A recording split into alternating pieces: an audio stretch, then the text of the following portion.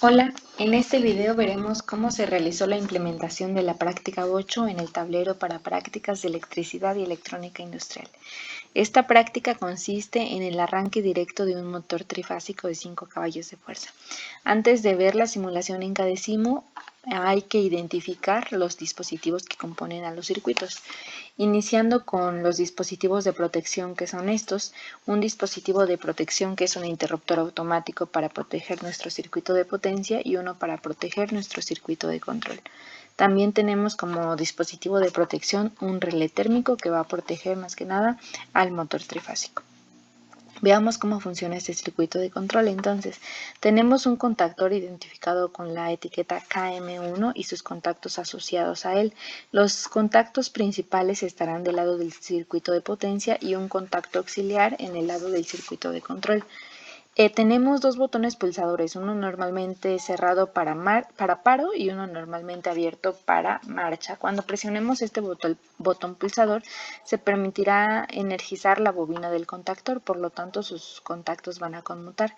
Al conmutar sus contactos en esta configuración de enclavamiento, basta con solo presionar una vez el botón pulsador S2 para que la bobina se energice y se mantenga energizada y haga que estos contactos se cierren y por lo tanto el motor se encienda. Cuando la bobina esté energizada, también lo estará la lámpara piloto, por lo tanto la lámpara piloto estará encendida cuando el motor está encendido. De esta manera servirá como una lámpara indicadora. Por último, cuando presionemos el botón pulsador normalmente cerrado, que es el botón de paro, el flujo de corriente a través de su contacto se va a interrumpir, por lo tanto la bobina se va a desenergizar, haciendo que los contactos regresen a su posición original.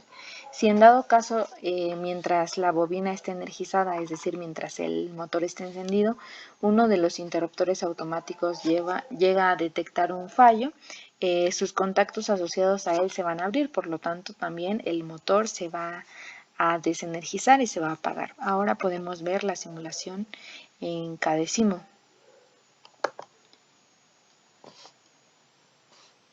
Ahí vemos que primero se accionan los interruptores automáticos del circuito de control y del circuito de potencia.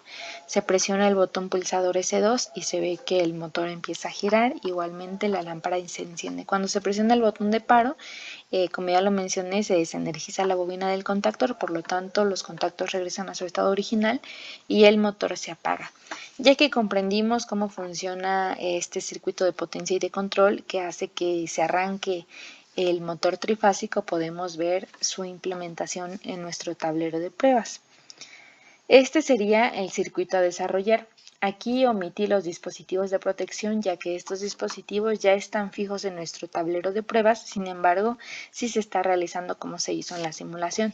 Tenemos también entonces nuestro contactor con su bloque de contactos auxiliares, el relevador térmico, los botones pulsadores tanto para marcha como para paro y la lámpara indicadora. Entonces, a partir de los bornes inferiores del relé térmico se va a mandar la energía hacia el motor trifásico de esta manera.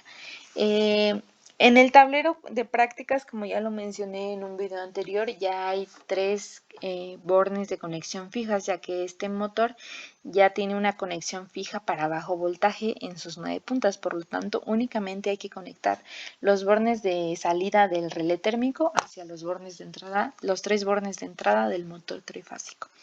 Entonces, una vez sabiendo cómo se realizan las conexiones, podemos ver cómo se implementó en nuestro tablero de pruebas.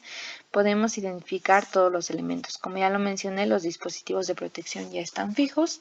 Vemos el dispositivo de protección para el circuito de potencia y para el circuito de control. También podemos identificar el contactor con su bloque de contactos auxiliares y el relevador térmico.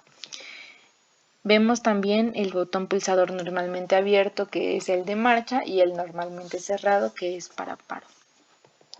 Y por último, la lámpara indicadora, que está en paralelo a la bobina del contactor. Como ya lo mencioné, cuando el contactor se energice, la lámpara también lo hará, así como el motor. Entonces, una vez que ya vimos cómo se realizó la implementación, podemos ver el funcionamiento. Lo primero que hacemos es accionar el interruptor automático del circuito de control, porque se recomienda siempre probar antes el circuito de control.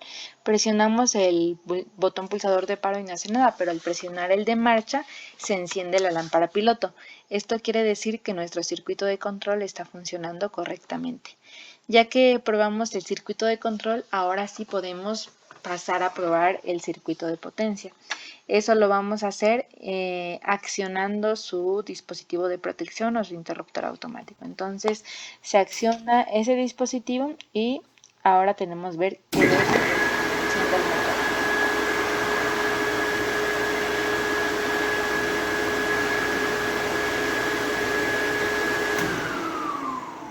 Ahí ya se encendió cuando presionamos el botón de marcha y se apagó cuando presionamos el botón de paro.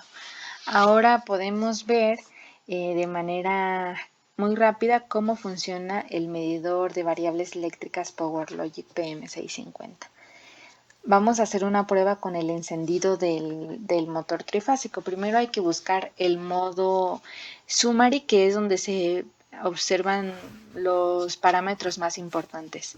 Entonces vamos a accionar el motor y vemos que va a haber un incremento al inicio de corriente llegó hasta 26 amperes aproximadamente, que es la corriente de arranque, pero luego se estabiliza.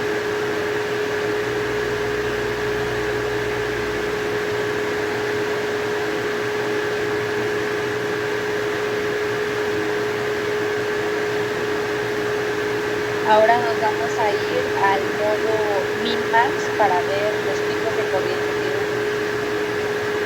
Ahí se vio que se detectó picos de corriente de 28, 30 y 26 amperes en cada una de las líneas. Así es como se implementó entonces esta práctica para arranque directo de un motor y cómo se visualizan los datos en el medidor de variables eléctricas PowerLogic. Espero que les haya gustado. Gracias.